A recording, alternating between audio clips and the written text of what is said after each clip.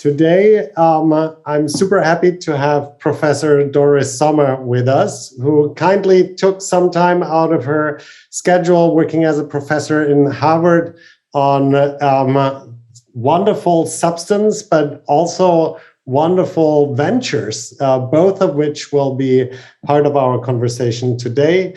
The substance, the field that Doris is dedicated to and teaching and researching is Romance languages and literature, as well as African and African-American studies. And of course, that's in quite stark contrast to the substance we learn and share knowledge about here at 42, software engineering and programming. And I think that's exactly what intrigued the two of us when we last spoke, that these worlds are far away and yet they come very close together in our lives, in everybody's life when we go outside. Different people get together in public spaces and private spaces. You might be married to someone who is very much not a software engineer, or you might come from a humanities background and now venture into a more technologist background.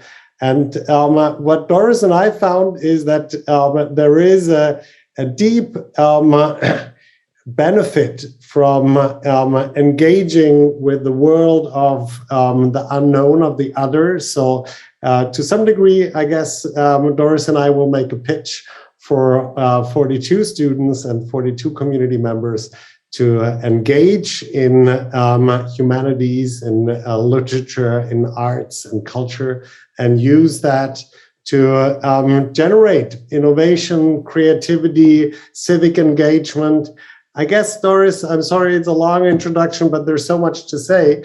In a way, we really see that the humanities generate purpose and give you meaning for doing the programming work and the engineering work that you learn about here at 42. Now, one last tidbit from my side before we get into a conversation, into fireside chat mode, is that to give you a tiny introduction into cultural agents, the initiative Doris has founded and is leading from Harvard, but by now spread, decentralized to various parts of the world. And I found one sentence in your mission statement on your homepage really inspiring and encapsulating that. Change requires imagination, thinking like an artist. So we learn from exemplary creative agents, share lessons that can challenge stale paradigms with artful alternatives. The purpose is both intellectual and social. Thinking and doing go together. And that certainly resonated with me, and I think it resonates with many here in the 42 community, as we're also very much thinking about the knowledge and what is needed to be a programmer, right? To have that competence and actually making it happen and learning in projects and learning hands-on. So, Doris, please take the talking stick and correct all the things that I should have said and didn't say. And what we usually do is we give our fireside chats the chance to ask a question that I should be asking as a good introductory question. So, thank you. Thank you. Welcome. Thank you so much, Max, for this invitation. Thank you all for sharing some time with us. Just your decision to take out an hour to spend time at a fireside chat is an indication that you are the people we want to talk to. People who know that an interruption in the regular workday looks like a break from work, and yet it's one of those tangents that makes the work more meaningful and very often more creative. So thank you all for being here. I want to start by saying why think about the humanities when you are dedicated to important careers in technology. One very easy way to begin is to say that all of the STEM fields, science, technology, engineering, mathematics, are hoping to develop what we used to call at the beginning of the 21st century skills. We were looking for them. We still haven't found them. And the main 21st century skills continue to be creativity, critical thinking, collaboration, and communication. I think that you recognize those concepts, those 4 C's. Where do we develop those 4 C's? Do we develop them in technological training or in humanistic training? See, this is one of the jokes, one of the paradoxes that can begin a conversation for us. These 4 C's that we can't find are precisely in the neighboring field of the humanities, which we have begun to overlook in the last couple of generations. So if we want to be effective, innovative, efficient, forward-looking technology experts, we need some training in those skills, which means we need some training in the humanities. The humanities are a field not only for imagination, but for critical thinking. One question is never enough. One answer is never enough. So you expand the range of thinking and of opportunities for exploration and for collaboration. So I wanted to start there. And I'll continue just with one other kind of obvious link for me, because we've been working, several of us in the humanities at Harvard, with natural scientists. I am a co-professor with Fawaz Habel, who is a dean at the School of Engineering. He studied physics and decided that he wanted to do applied physics and is a very talented engineer. My philosopher colleague, Edward Hall, partners with an astrophysicist. And what comes up when we partner, when we talk together, when we explore humbly in front of students, because we know something, but we want to know from other people's fields? The same vocabulary comes up. Max used the word paradigm. We in the humanities have gotten used to the idea of paradigm shifts, not by learning art history, but by learning the theory of scientific revolutions with Thomas Kuhn. It's there. Thomas Kuhn talks there after studying with and partnering with good philosophers, including Stanley Cavell at Harvard. Kuhn talks about normal science. He calls it normal science with a bit of depreciation, a little condensation. He says normal science is when you find more and more information that fits into patterns that you expect. So you find new evidence to confirm theories that you already manage. That's normal. It's not interesting. It's not exciting, because normal is never fun. And I think I mentioned to Max when we spoke, because he's a philosopher as well as a techie. One of my favorite quotes from Immanuel Kant's Third Critique on Aesthetic Judgment is that when you find things that you expect, they're not interesting. Anything easy to learn is boring. Okay? So normal science doesn't engage you long enough to stay with it and find the charm. When something does not fit, when it surprises you, when it derails you, when you say, what do I do with this? This is called an aporia in philosophy as well as science. It's called an aporia. What happens when you have several aporia around the same theory? Can you hold on to the theory, or do you have to trash it and make a new theory? This is the language of paradigm shift that was developed in the theory of science before it became useful in humanistic studies. But we use it freely. Sometimes we don't know where it comes from. Very irresponsible for a humanist, right? But we use it because it fits and it's useful to us. When you have a way of doing history, telling stories, interviewing one another, imagining how politics works, and it no longer works, we produce a paradigm shift. Look what happened to history in the 1960s. All of a sudden, people were doing oral histories. They wanted to know how workers perceived history, not only how leaders perceived history. This was an important paradigm shift. Today, in the humanities, people are reading more translated literature from parts of the world that we thought didn't produce important literature. We're looking for voices of minority populations in first world centers who surprise first world readers, who see the world differently, who ask different questions. This is a paradigm shift, which might not have been necessary without the phenomenon of immigration. But immigration produces many aporia. So one of my favorite kind of humanistic facts, and Max, maybe you can back me up on this, is that most of the literary prizes for novels in Germany, have gone to Turkish writers or children of Turkish immigrants.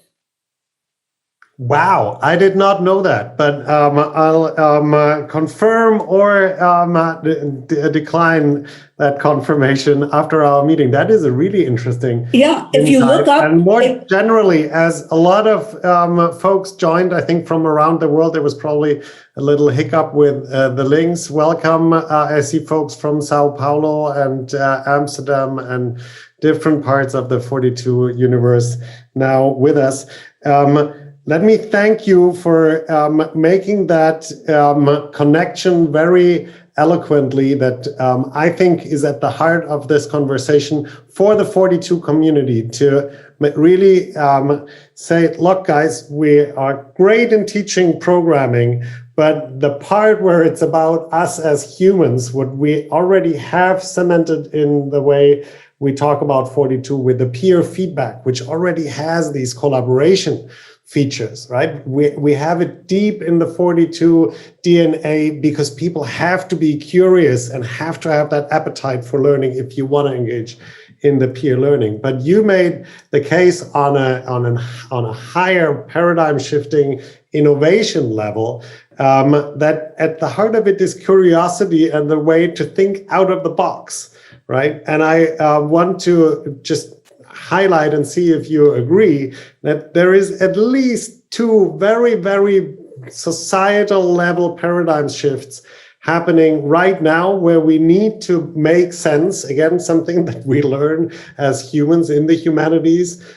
We address with engineering the rational solution finding, but inside, once we know where to go, the engineering helps us to get there. That's the way I would formulate it. And the two big ones are clearly sustainability, right? We need to develop a new form of capitalism and production that is much more resource aware and sustainable. I think an enormous and meaningful transition. And then Corona, I think also there is something that we have to learn how to deal with new ways of hygiene and being together and being conscious about each other's health. Again, something that technology can address once the idea space, once the vision, has been born somewhere, but where it comes from is the inspiration and the quirkiness of arts and culture and inspiration that comes from that. There is a Peter Drucker quote that I love and always share with our students. You might have heard it: culture eats strategy for breakfast. And it's very true. It's so much more important to create a good culture and sense of community in a group than it is to have the greatest plan, and even leader, if it's an individual leader or individuals, we will not get to that change. I want to give you the chance to react to my breakpoint. Yeah, no, those were great points. I like the word quirkiness, because what's interesting, and this goes back to my reference, which looks arcane to Kant. What's interesting is what surprises you, what doesn't fit, what's strange. So working in collaborations across the world, as you do with 42, you make collaborations among people who would otherwise not meet. You achieve the quirkiness, which may be common in one culture and not in another. And that surprise element refreshes the conversation. It makes one curious. Curiosity, of course, is necessary for advancing. Otherwise, we remain at normal science and we just repeat ourselves.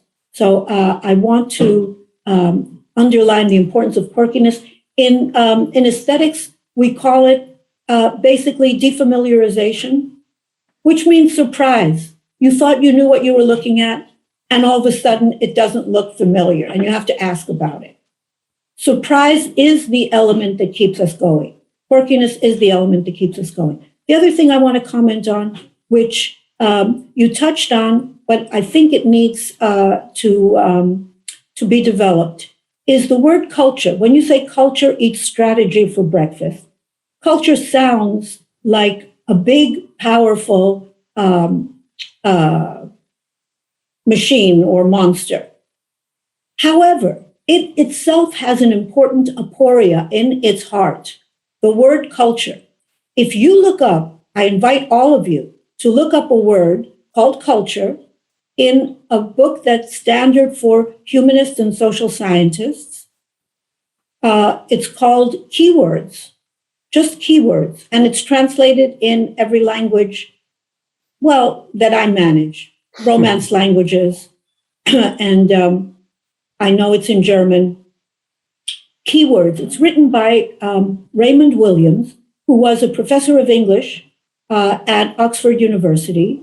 He was a war hero during World War II, spent 4 years flying planes, and when he came back to Oxford as professor, he said, "I don't understand English. I've been away for 4 years. Either the language has changed so substantially, or my distance has made everything unfamiliar, has defamiliarized the language. And the word that I least understand is culture." So he studied it. He studied the etymologies, he studied the uses, he talked to people who use it this way, who use it that way, and he came up with a wonderful observation that's really disturbing. Again, it's the disturbance, the quirkiness, the surprise, the element that doesn't fit that keeps us on edge. What does he say? He says, culture means incommensurable different things. Because if you're a social scientist, culture means a legacy, an inheritance, the way we think as a community, shared beliefs and practices. Does that sound familiar? It does indeed. Okay, all right. So let me jump in. So wait, yeah. Go ahead. Now, I wanted to do two things. One, open the conversation because we do want to hear from you, the 42 community. That we'll have time for questions and get you into the conversation in a little bit. There's still some hopefully juicy points Doris and I have prepared and thought to talk about. But the idea really is that right now, the humanities, the cultural, the arts world, and the technologists are too far away from each other. And there was a intellectual in New York, John Brookman, who leads a think tank called The Edge, who has written a piece about the third culture that allows the two communities to come together and be fruitful and have conversations. So I put in the link for that. in the chat, interesting thought and something that I want to promote at 42. And Doris, we'd love to engage you in it. When you just spoke about the keywords, another text that I really found fascinating came to mind, and I put the link in there. This is the Admiral Rickover, who built and managed the nuclear marine for the United States. So definitely a technologist, right? And very high-ranking military personnel. He wrote an essay about humanistic technologies in the American behavioral scientists, right? So definitely deep in that vein of using the culture and the questions around entrepreneurship and responsibilities, what makes us human when we create and use technologies. Excellent article that I wanted to recommend, and a piece that I'd love to have your feedback on, Doris, is something that we came up with at 42 here in Wolfsburg, and I'm struggling with too many windows open, but now I found it. And that is, we wanted to show that, yes, 42 is about software engineering, the big bubble on the big bubble here on the left, right? That is a continuously evolving practice. And yes, we also care about the analysis and the modeling and the computer science that goes with it. But we care about, we're a student-centered approach. So we care about the people that come to 42 and study with us. So Bildung, episteme, the general understanding of the world and the organizations that we are in and the laws that we are bound by, right? Like that includes the cultures that we find in this diverse student body and in the group that comes together here, are a part that I think is implicitly already important and happening at 42, but we could make it more explicit.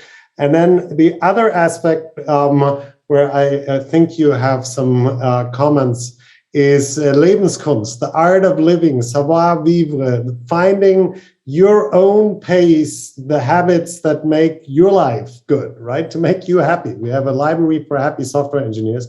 We talk about that in a moment.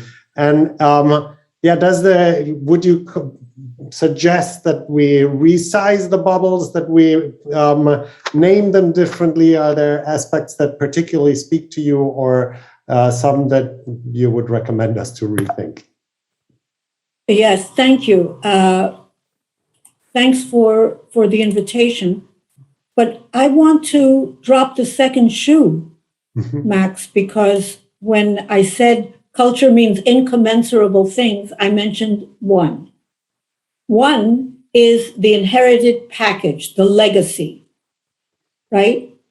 When UN officials talk about culture, they're thinking about legacy, things, practices. And that's a social scientific definition of culture. What does a humanist or an artist think when he or she uses the word culture? Does he or she think about protecting and sustaining paradigms? Or does he or she think about ripping up and breaking every paradigm you can get your hands on? An artist and a humanist is an interventionist with culture, not a protector. So that's why Raymond Williams says these are two incommensurable definitions. And that's why it's an effort to understand one another. When we talk about culture from the point of view of an artist, we are not talking about maintaining patterns. Sometimes patterns choke us. They make us overlook aporia. We don't want to see the quirkiness. We want to feel solid and responsible and comfortable. But art is quirky. Okay, so that's what I wanted to say about even keywords in themselves, in their hearts, there are aporia. And we need to ask ourselves, what do you mean by this word? What do you mean by that word? And be very humble and very aggressive in our curiosity. So I wanted to say that. And Max and I, when we were talking a couple of weeks ago, we showed each other these different designs. I appreciated the Venn diagram that he just showed us. I'd like to show you another. This is one of our main projects. It's called Pretexts. We teach high levels of literacy, and high levels of literacy are necessary not only for humanists. I know from my colleagues in science that many students have difficulty with science, not because of technical problems, but they don't understand the verbal challenges. A city has this challenge. How do you interpret it? A company has that challenge. How do you interpret it? Literacy is important to even frame a technological project. So if literacy is important, we know, and I come from this field, that every time you read and interpret, you are creating an interpretation. There's no way to read straight. There's no obvious reading. Everyone reads from their own background, from their own understanding, from their own experience, and in their own style of translation. So we are necessarily creative. We're already artists. I saw one of the posts is the human being is always born an artist. Yes. And I learned thanks to Friedrich Schiller, the word Spieltrieb. He made it up and now it's a common word. But just reading makes us artists. And when we share the readings and ask ourselves, humbly but aggressively, what do you mean by that? Why did you ask that question? How did you come to that interpretation? We collaborate. So citizenship is not about tolerance. It's not about agreeing with one another. It's about appreciating difference. Difference becomes the point of entry for real collaboration.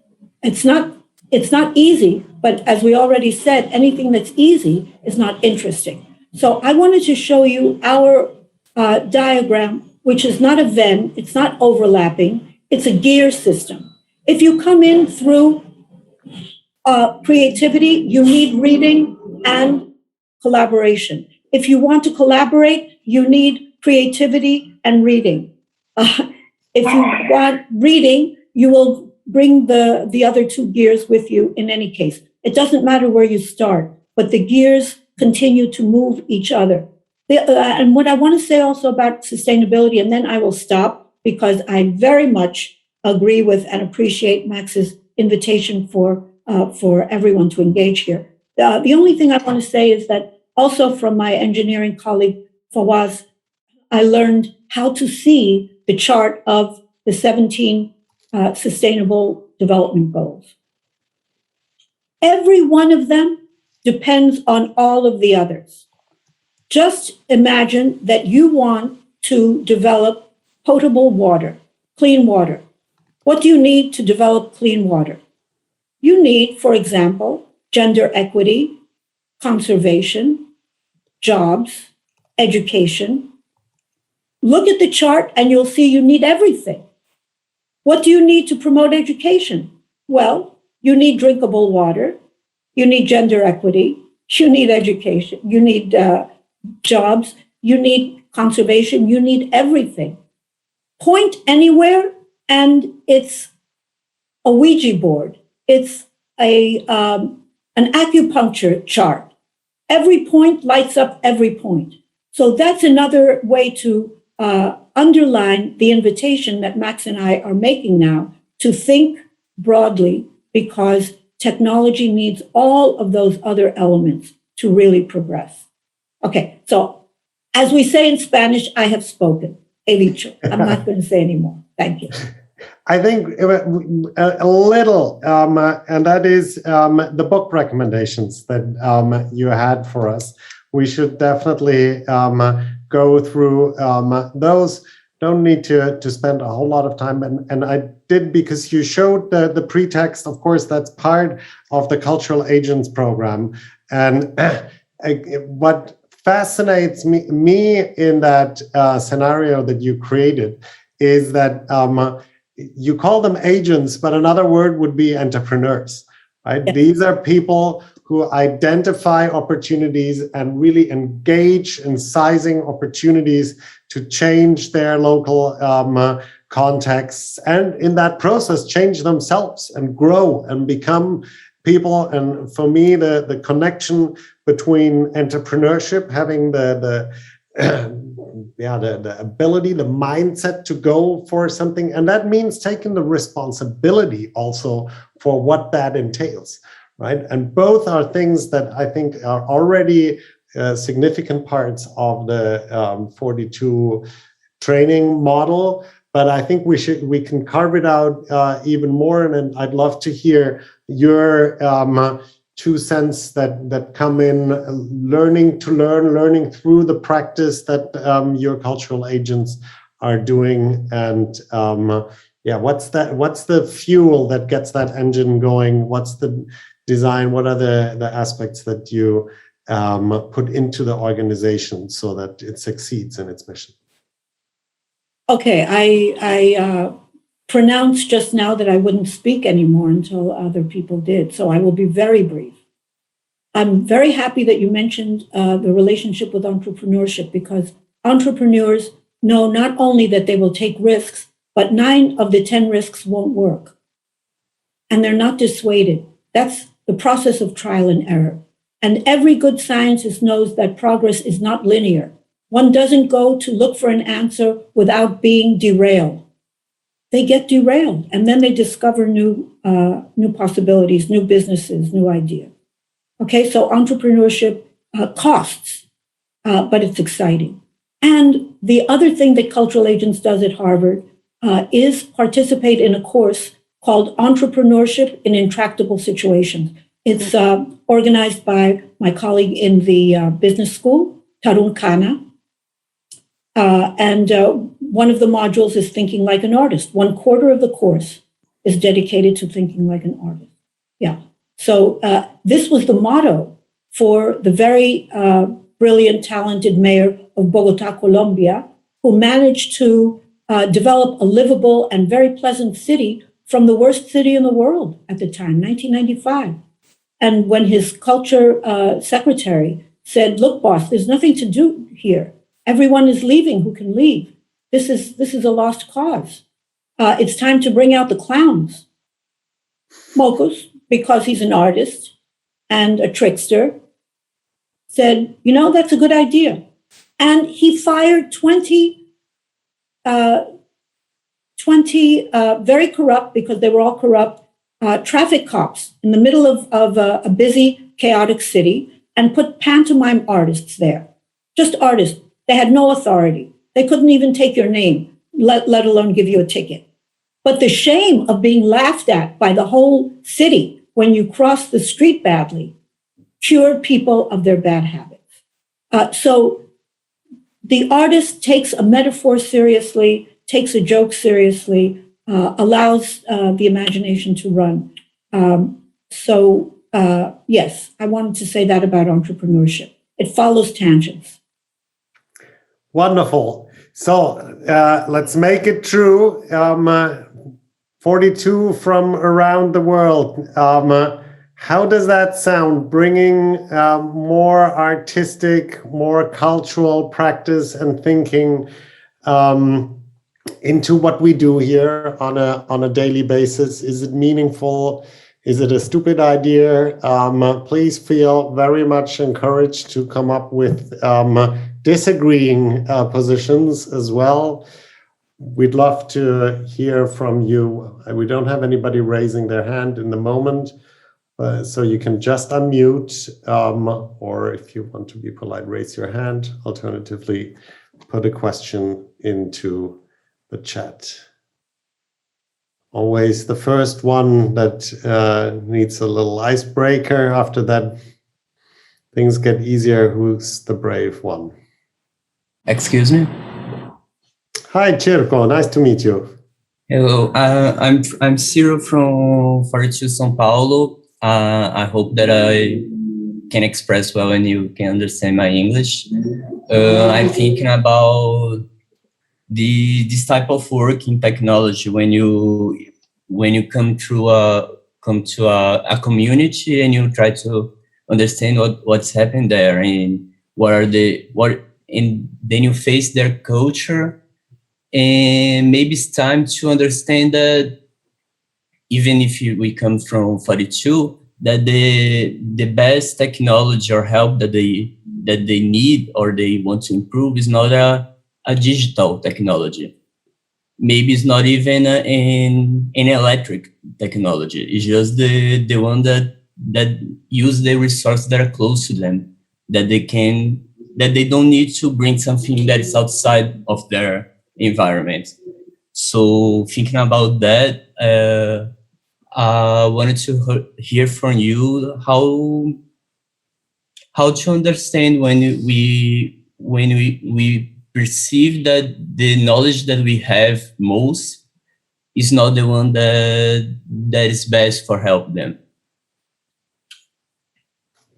Could you answer? Sorry. Thanks, Jewell. Yeah, I think it was a great question, Doris. Please take the first shot. No, see, this is why an international group is so important, because we're so used to imagining that advances come from rich first world countries that we don't listen. One thing that I'm very proud of about Pretexts is that I work at Harvard and I improve education at Harvard with popular practices. Popular in Spanish and in Portuguese means poor people's practices. Popular practices I learned in Latin America. So we read out loud the way people did in tobacco factories. We recycle. We tell stories with gestures, cuentacuento style. And that improves the way Harvard University students understand texts. So to learn to listen to difference, to really ask an honest question, what do you need? This is the first question of philosophy that Emmanuel Levinas asks, because Levinas is known as the philosopher of ethics. He was tired of all of Western philosophy that starts with ontologies. Who am I? Who are you? And anyone who starts philosophy by asking, who am I, will ask all the other questions in function of yourself. So he calls it egolatry, not philosophy. Everything starts from ego, okay? So he made a break and started with a philosophy of ethics. And the first question of philosophy is, what can I do for you? How can you use me? So when Ciro says, when we go to another place and we think we know what people need, first we have to listen. What do you need? What's missing here? And since you have a fresh view, you say, oh, well, I see these things here. Maybe we can put them together. What do you think? But asking from the margins, women asking questions about what men are doing is always refreshing. So thank you so much, Ciro, for that very important contribution. Thanks. Also from my side, and I'd like to react to Hendrik's point, which Sirko, I think is still very much related to yours if you look at the chat, right? He's basically bringing up, is there different levels of needs, and Maslow's hierarchy of needs, of course, comes to mind. And at least for me, the insight came from Amartya Sen's Development as Freedom, which basically makes another argument, and that is that, yes, of course, if people are starving and security is not there, that is horrible and it has to be addressed. But in order to sustainably, to really overcome the situation where you have starvation and unsafe situations, it really starts in the heads of the people. And this is where the arts and culture and these dimensions come to play. So I don't really think that this hierarchy of needs is a pyramid. It's more a square. You need to address them all. And yes, you can rearrange them and you can categorize them. But it's certainly not that only the rich people should dedicate themselves to culture. And similarly, right, only some aspects should be dealt with by technologies, and others. Technology should come later. Digital technologies should come later. I think in 2021, we are in a situation where the internet and smartphones in particular have brought the world's knowledge to everybody's fingertips. So to think about projects and digital projects that promote that access to learning and to improvement seems to me one of the most meaningful aspects. And that in turn, Circle, yes, not every project needs technology, but there are some that are really, really huge human endeavors and taking us, I think, on a increase on a next level in that sense. Lucas, sorry, Doris, you want to? Yeah, no, I want to comment too, because it's an important skepticism, and I'm grateful for Hendrik's, pushing. Yes, there are more immediate and less immediate elements to include, but finally they all have to be included. Let's just think about the COVID crisis. I see Hendrik has a mask on. He is very much respectful of the COVID crisis. How do we address the COVID crisis? Is it a technological challenge? Do we have to develop good vaccines? Yes, yes, yes. And everyone got on board to develop good vaccines. But everyday practices like wearing masks, keeping your distance are important. And what about education? How many people are refusing to be vaccinated? What about cultural charm, the seduction of learning to be together, the fun of being in a theater and telling people, well, to get into the theater, you really do need to be vaccinated. I'm so sorry. I mean, we need to address all of the aspects of those SDGs in order to address COVID, even though the first levels are obviously technical. Okay, so that's what I want to say. And Max said it very well. When with each challenge, we have to rearrange the boxes and see what comes first and what comes next. But to imagine that there is a fix for anything is to lose the wisdom of that acupuncture map. We're all connected to everything, and we're paying the price for that as we see the world blow up. We thought that mining was mining and foresting was foresting and eating meat was eating meat. And now we see that they're all connected, not the same. Yeah. Thanks, Doris. Lucas, thank you for coming in and asking a question. I want to encourage especially those who feel more on the introvert side, especially the women in the group, to also come forward. So with that in mind and the shortness of time, please, Lucas, do. Sure. Thank you. I hope you can hear me right. I was just wondering about if you have any thoughts on how would you quantify the improvements, because I really love the example about firing corrupt cops. And that doesn't seem something that people would notice at first, how it helps. Because they're completely essential, even though they're corrupt. Like firing cops seems counterintuitive. And this really ties into improving cultural things and gender equality. Because here at 42, we are very worried about grades and really technical aspects. And I'm sure that empathy and having better feedbacks and all these things really tie together. And in the end, they will improve our grades. But I really think that we should have other other measuring systems in order. So maybe I'm not sure how I would describe it, because I don't think we can have a rating system. Like how do you feel about the cultural fit in your school? I don't know if that's a good question, and I'm really not sure how would you almost like kickstart things, because the improvement wouldn't be seen at first. And I would really like to hear your thoughts about that. Thank you so much, Lucas. I love the question. One reason that we know that the pantomime artists worked is that in 1 year, the number of deaths from car accidents was reduced by 51% in Bogota, because the mayor is not only a talented artist, he was a mathematician, and he took very careful statistics.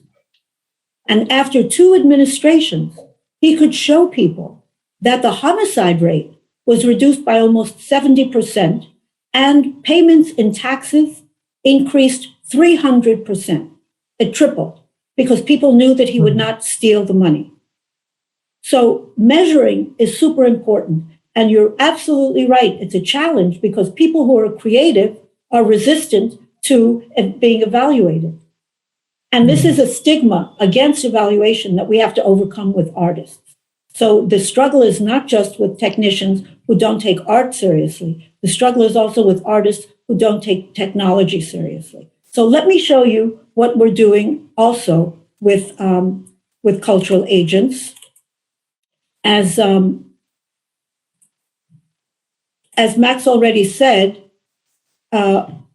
we have several projects in cultural agents. Do you see this screen? This is Renaissance Now.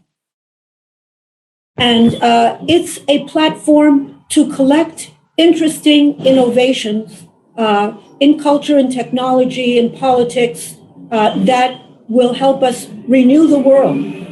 Lots of people are doing important work, but we don't know each other. So this is a platform. For example, You Are Here. You Are Here is about UN interventions, viewpoints.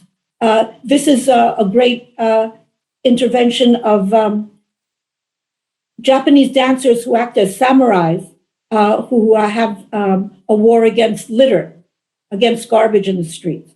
So that's You Are Here. Everyone is welcome to post something there. But to speak to Lucas's question, look what we've created: a journal of measurable art interventions. How's that? And we haven't gotten a lot of contributions yet, but part of the work has been to collect cases in business schools that are about arts interventions that make social change. And you can go into this page, click. Here's a colleague, Robert Austin, who wrote about Miles Davis as a model for leadership. You go in here, and the way to accept the article appears. Okay, so please. I think that I sent the link to Renaissance Now, but I will send it again in chat. And please join us, because we need to generate more of these articles, because decision makers, people who make budgets, mayors and governors and bankers who make budgets, and school authorities think that arts are something extra. Arts can be cut if we have a crisis. But if we show that the arts have a greater impact than whatever, I don't want to, say anything disparaging about other fields. But if we can show numerically and qualitatively that the arts have an important practical impact, we have a chance to reshape policy. Thanks, Doris. We're running against the clock as expected. So, Valentin, I hope we can squeeze your question in a moment. I very briefly wanted to invite you, Doris, to speak on the reading recommendations that you have sent me, because they will become part of an initiative that we have here at 42 Wolfsburg that's called the Library, that is the Manual for Happy Software Engineers. So recognizing that all 42 students will have the goal to become brilliant software engineers, we're looking for books that help them do that. But we also want them to be happy, really want them to have meaning and a good life. So we also invite recommendations for books that just generally make you a richer, well-balanced person. And you have recommended 3 books. In the interest of time, I suggest that I read them and you say a couple of words why you chose them, why you would recommend someone to read them. You have recommended 100 Years of Solitude by Gabriel Garcia Marquez. You have recommended Their Eyes Were Watching God by Zora Neale Hurston, and Madame Bovary by Gustave Flaubert. What is it that makes these books essential for a happy and well-balanced life? Anyone who recognizes those titles will know. I have my own attachments to the books. Maybe an easy way to talk about it is that there are 3 different styles, 3 different parts of the world that I know a little bit about. We could have recommended many, many more books. With 100 Years of Solitude, I'm always surprised every time I reread it, how much happens in the first 3 pages. I have vivid memories of what happens in that novel, and when I reread it, I see how compressed it is, how popular the style is. I remember working with rap artists around that book. We were going to make hip-hop routines about that book. And as soon as we started to read it out loud, we saw that he was writing in popular coplas. You know, such a sophisticated book in such a popular style. Their Eyes Were Watching God is a very beautiful book by an African-American woman writer who is an anthropologist and managed to make an important literary breakthrough by using local Florida Black English of the 1930s in an unbelievable story. Madame Bovary, you know, when a male author can say Bovary c'est moi, and really understand the pain and the paradoxes of a woman who wants to be someone else. It's a gripping story and it's beautifully written. I think that the criterion for me is style. We're working in pretext with workshops in China, and in China, to teach English literature, they summarize texts like Reader's Digest. And I say, don't do that. Just write excerpts, even if children can only read 2 pages over a week. The style is more important than the content. I come from literature, so that's my defense of those books. Thank you. That's a wonderful explanation. Thanks, Doris. And, you know, they will stand out. I think it's the first real grand literature that we have in the library. And I'm looking forward to see what else, how they will get accompanied. Valentin, you took down your hand. You wrote your question or your comment in the chat, but it would be nice, I think, to hear it from you directly. If you're still here, please unmute yourself. Hello, everyone. Yeah, I'm still here. I wrote it down. I actually wrote it while you guys were talking, because I get a little nervous when talking in video conferencing. So I thought just writing it down would actually make it easier for me. So yeah, I would actually like to bring back the discussion back to paradigm shifts, right? Aporia and culture. And it seems to me like we would have to die every moment, right? Like Valentine dies every moment.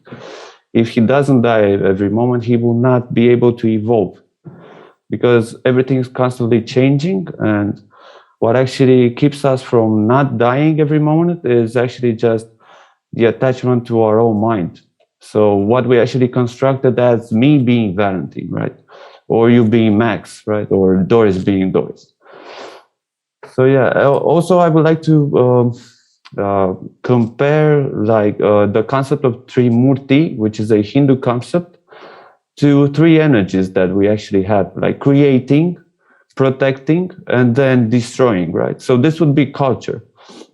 We create our culture, we create ideas, and then we protect them. Protecting them is actually what culture means for us. This is culture, right? Because I have my culture and I'm protecting something, some ideas that I have. But in order to actually evolve, I will need to destroy them. So this would come like the concept of Shiva, right? I would need to destroy that idea in order to evolve. So yeah. So wonderful, Valentin. Doris, you won't be surprised that Valentin is organizing our debating society. So we're already trying some cultural aspects here in the school. But please, if you want to react. No, you make me think, Valentin, of Joseph Schumpeter's book, where he talks about creative destruction as the soul of capitalism, right? And, these three energies are simultaneous. They're not, I think that one blockage that we face is that we don't dare to die every moment. You do dare, but we try to hold on. We try to protect. In fact, what I hear you saying is that there is a constant dynamic going on. And I very much appreciate that. Thank you. Yeah. Wonderful. I put the Schumpeter and creative destruction in the links as well.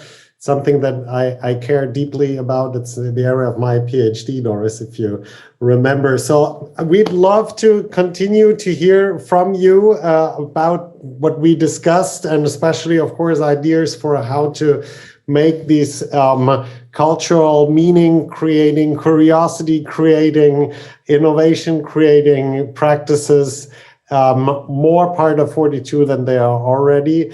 I think Doris has a number of initiatives that are open for contributions, and we'd be happy to find a connection and make this a long-lasting relationship that is fruitful in many ways, measurable and non-measurable ones.